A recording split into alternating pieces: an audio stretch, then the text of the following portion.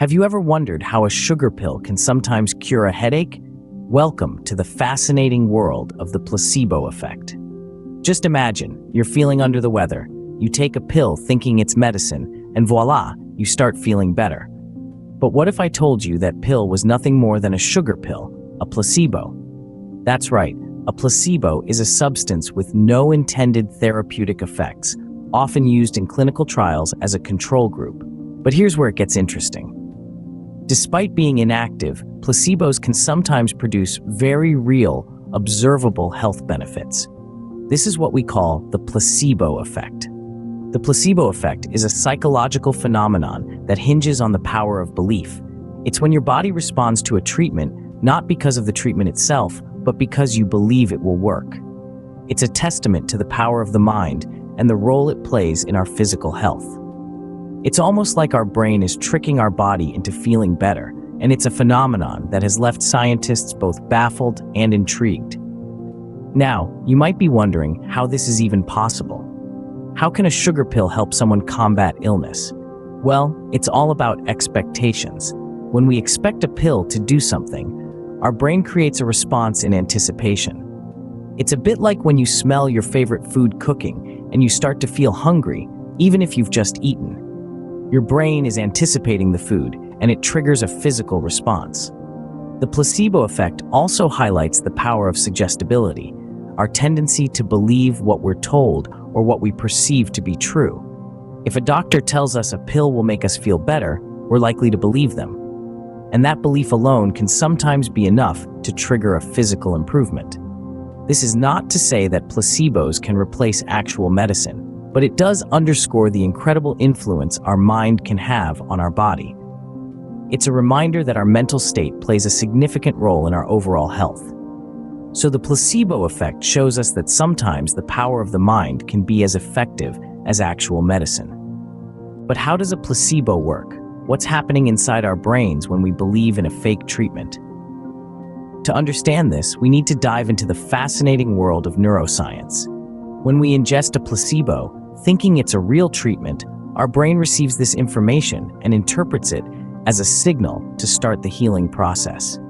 Even though the placebo itself has no therapeutic value, our brain doesn't know that. It reacts as if the treatment is real. Let's take a closer look.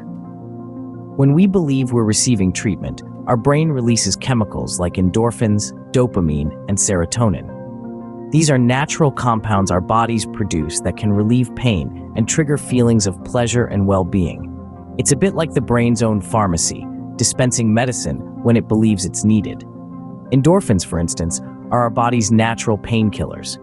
They're often released in response to stress or discomfort, working much like morphine to numb pain and induce feelings of calm and comfort.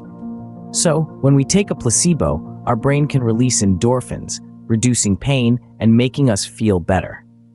Dopamine and serotonin, on the other hand, are more about mood. They're often called the feel-good chemicals because they contribute to our feelings of happiness and well-being. When our brain thinks we're getting treatment, it can release these chemicals, lifting our mood and giving us a sense of hope and positivity. But it's not just about feeling better. This process can lead to actual physiological changes. By releasing these chemicals, our brain can change how our body functions, affecting everything from heart rate to digestion. It's a powerful demonstration of how our beliefs and expectations can influence our physical health. So, the science behind the placebo effect isn't just about tricking the mind. It's about harnessing the brain's power to heal the body. It's about the incredible ability of our brain to interpret signals, release chemicals, and initiate changes that can help us heal. So with the placebo effect, our brain can essentially trick our body into healing itself. The placebo effect is undoubtedly fascinating, but it also raises important ethical questions. As we delve into this aspect, it's essential to remember that the ethics of placebo use is a topic of ongoing debate in the medical and psychological communities. At the heart of this debate is the question of deception.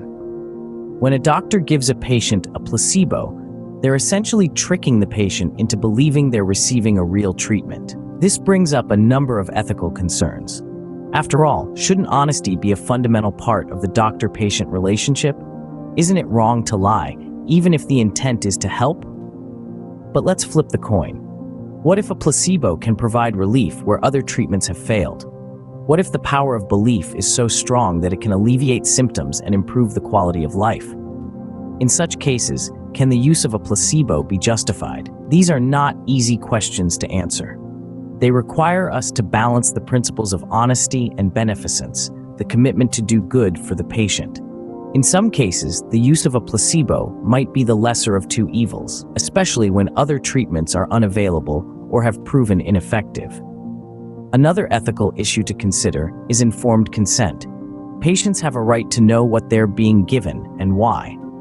But if a patient is told they're receiving a placebo, doesn't that defeat the purpose? Wouldn't the placebo effect disappear if the patient knew the truth?